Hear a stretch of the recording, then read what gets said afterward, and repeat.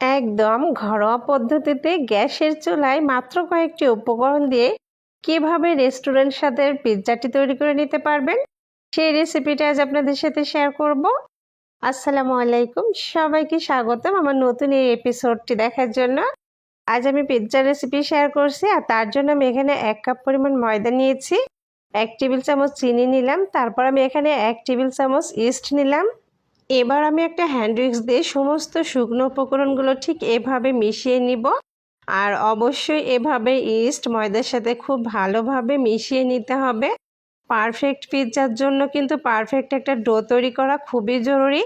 পিৎজার ডোটা যদি পারফেক্ট না হয় তাহলে কিন্তু পিৎজাটাও পারফেক্ট হবে না। তাই ঠিক এভাবে আপনি একটা একদম পারফেক্ট ডো তৈরি করে নেবেন। আমার রেসিপিটা ফলো করলে একদম পারফেক্ট হবে আপনারা পিৎজাটা।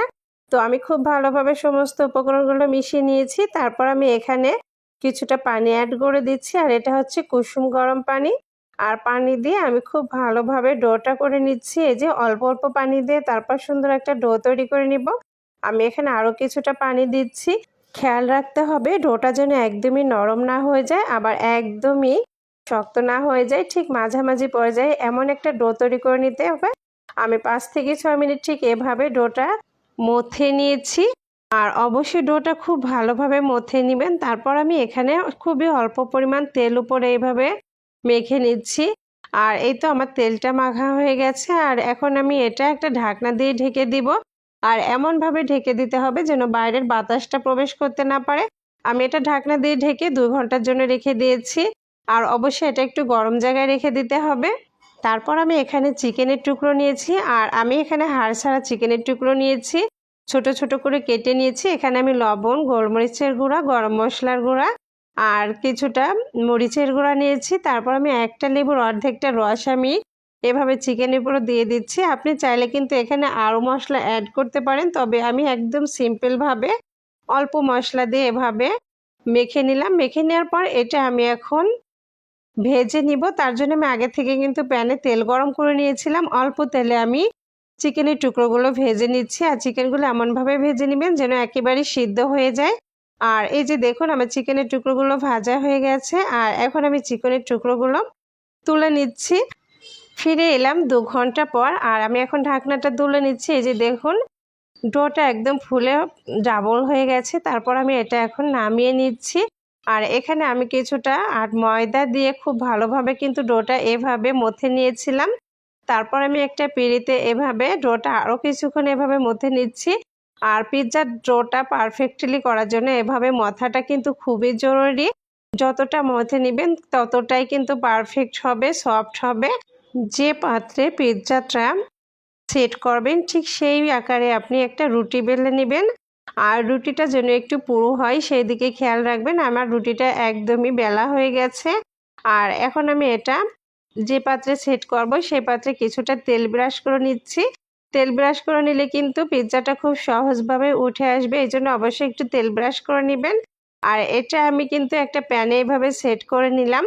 তারপর একটা কাঁটা চামচ দিয়ে ঠিক এভাবে করে নিতে হবে। আর এভাবে ছিদ্র করে নিলে কিন্তু পিৎজাটা ফুলে উঠবে না, এই জন্য অবশ্যই এভাবে ছিদ্র করে নেবেন। আমি এখানে টমেটো সস নিয়ে নিচ্ছি, আপনি চাইলে পিৎজা সসটাও দিতে পারেন। তো আমার কাছে যেহেতু টমেটো সসটাই ছিল সেহেতু আমি এটা টমেটো সস দিয়ে তৈরি করে নিচ্ছি। আর আমি সমস্ত পিৎজার গায়ে ঠিক এভাবে টমেটো সসটা লাগিয়ে নিলাম। তারপর আমি এখানে আগে থেকে ভেজে রাখা সেই চিকেনের টুকরাগুলো দিয়ে দিচ্ছি। আর এইভাবে যদি চিকেনের টুকরা দিয়ে পিৎজা তৈরি করা যায় তাহলে কিন্তু অনেক বেশি মজার হয়। আমি এখানে পেঁয়াজের রিংগুলো এভাবে সাজিয়ে দিচ্ছি। তারপর আমি এখানে দিয়ে দিব কাঁচামরিচ। আর কাঁচামরিচটা আমি একদম কুচি কুচি করে এভাবে গোল গোল করে কেটে নিয়েছি। তারপর দিচ্ছি কিছুটা গোলমরিচের গুঁড়া, আর গোলমরিচের গুঁড়াটা আমার দেওয়া হয়ে গেছে। এই পর্যায়ে আমি কিছুটা ক্যাপসিকাম দিচ্ছি। আমি এখানে গ্রিন এবং রেড কালারের ক্যাপসিকাম দিলাম। তারপর আমি এখানে কিছুটা চিলি ফ্লেক্সও দিয়ে দিচ্ছি। আর অবশেষে আমি এই যে চিজ দিয়ে দিচ্ছি। আর চিজ ছাড়া তো পিৎজার কথা ভাবাই যায় না, বেশি করে চিজ দিলে পিৎজাটা অনেক বেশি মজার হয়। চিজ দেওয়ার পর আমি আরও কিছুটা চিলি ফ্লেক্স দিয়ে ঢাকনা দিয়ে ঢেকে দিলাম।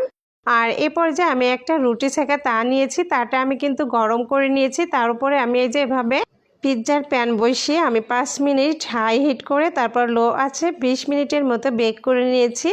মাশাআল্লাহ আমার পিৎজাটা অসম্ভব সুন্দর হয়ে গেছে। আর কিছুটা ঠান্ডা করে তারপর আমি প্যান থেকে পিৎজাটা এভাবে নামিয়ে নিচ্ছি। আমরা সবসময় পিৎজা ওভেনে তৈরি করে থাকি, কিন্তু গ্যাসের চুলায় কিন্তু এভাবে একদম পারফেক্ট একটা রেস্টুরেন্ট স্বাদের পিৎজা তৈরি করে নিতে পারেন।